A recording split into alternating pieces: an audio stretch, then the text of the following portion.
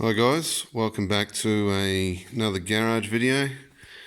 It's been a hot minute since I've done an update, pretty much because not a lot has happened, and I've got new problems with this thing. So as you might have seen, if you follow my Instagram, I did a New Year's burnout, so my new tyres that I had are pretty roasted. They're still legal, just. But anyway, for a while there, it was alright, still running pretty good.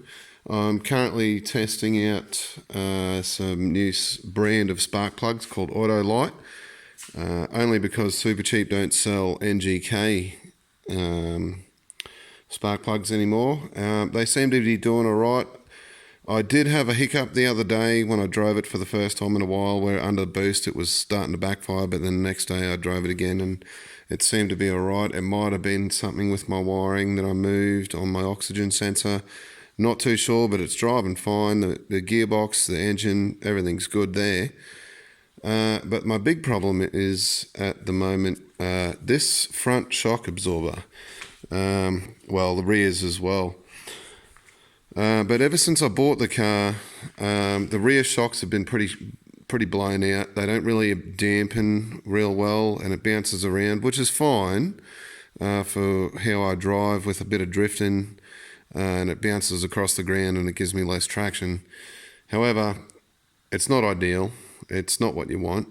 And earlier this year, I was cruising and I hit basically the reverse of a pothole at night, where it was just like this steep thing coming out of the ground of tarmac that some truck had created near a train line not far from my place, and I hit it at 100k an hour, and it hit hard on this wheel, and it made quite a noise through the car. It was like a bang, and then I just got bump steer afterwards. So this shock's pretty much blown out now, and it does zero dampening. So when I'm driving on shitty undulated roads, I get a lot of bump steer, where not so much like the typical bump steer where you hit something and it bounces and then the steering wheel wants to move around, because I've done all the steering. It's just the little stuff, and it likes to vibrate the steering because there's no dampening in this. It's just up and down in that spring, and it just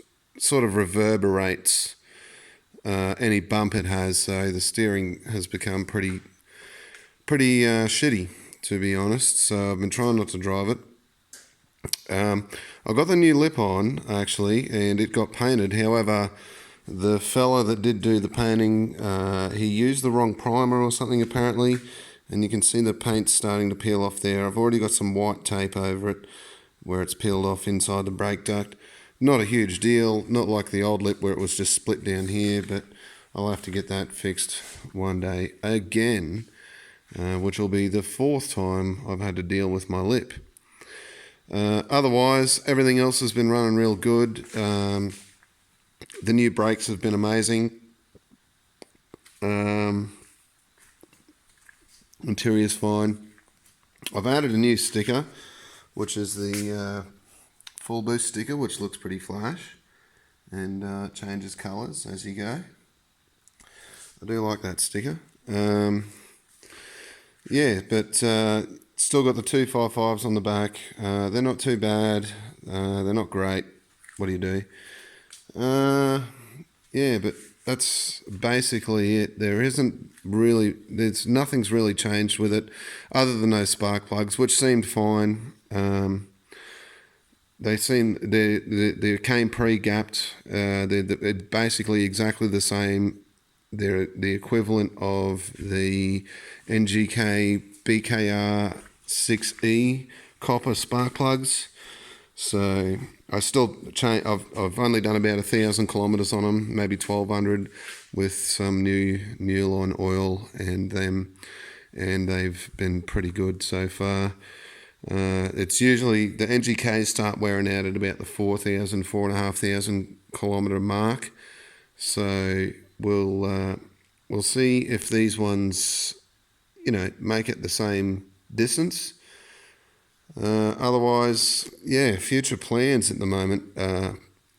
Basically, I want to get some MCA Voston Comfort coilovers, just purely because of the roads out where I live.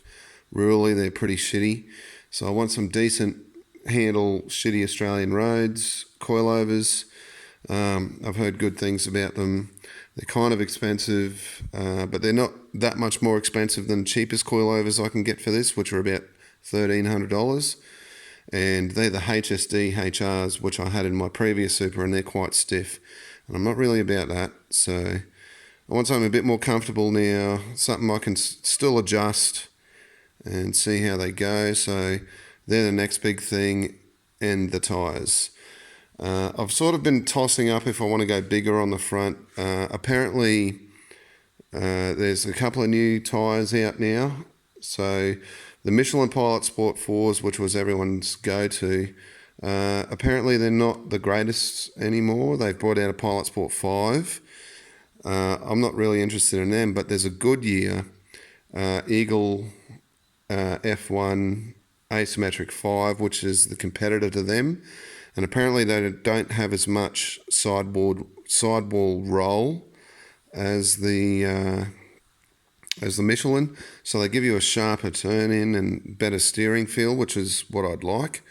They have good tread wear and they're cheaper than the Michelin, so I'm probably going to go them eventually with probably 245s on the front and 255s on the back, and just see how that goes for the time being. I mean, I could go quite wide on the back and a bit wider on the front, but I want to keep the rotational mass down, or the unsprung weight down. And the bigger tyre you have, the more rotating mass and unsprung mass you have. So I'm going to keep it small on the front, hopefully for better turn in, and still pretty small on the back, maybe 2.5. Probably, yeah, keep it 255 on the back because it's a nice, good size. It looks good on the wheel. There's not much tyre wall for it to rotate if I want to drift it, so it should be pretty good in that form factor, because these do come, the Supras do come with a staggered setup from factory, so they've got the smaller tyres and bigger tyres in front, so you retain, I'm hoping I'll retain that factory feel, which would be nice. But yeah, not a lot else has changed. I found out the gearbox oil is supposed to be non-serviceable, so once you put it in, it's not a big deal, unless you have a race car, at which you're supposed to do it after every big race event. But I think for that, Tremec was saying that's for big horsepower cars, 800, 900 horsepower plus. So I'm not even half of that, so I should be right. I'm thinking I'll delay the transmission oil change because it's already been changed once after I got it, and I'm thinking it should be pretty right, and I should probably do it as a normal gearbox oil change interval, which is usually about 50,000 kilometres. So I might just drop the bolt at some point when I do my next service and just see the colour of the oil, and if it's looks like it needs changing, it's not still clear, it's got some shit in it, I'll probably change it then, but otherwise I'll just leave it as is, and it should be pretty good. Anyway, just a short video tonight, guys. Thanks for watching. When something new happens to this, or when I get my coilovers, which will be the next thing, I'll make a video about that, and probably do an installation video with my new tools, of which I have a bunch of SP tools, which I'll just quickly show you. SP is a great brand. I've got a fantastic impact driver here, and also an electric ratchet,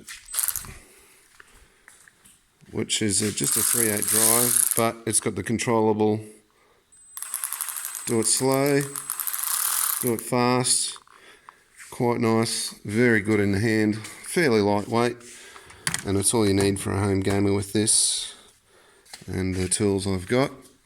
So anyway, I'll keep you updated. Thanks for watching again. Till next time, see you around.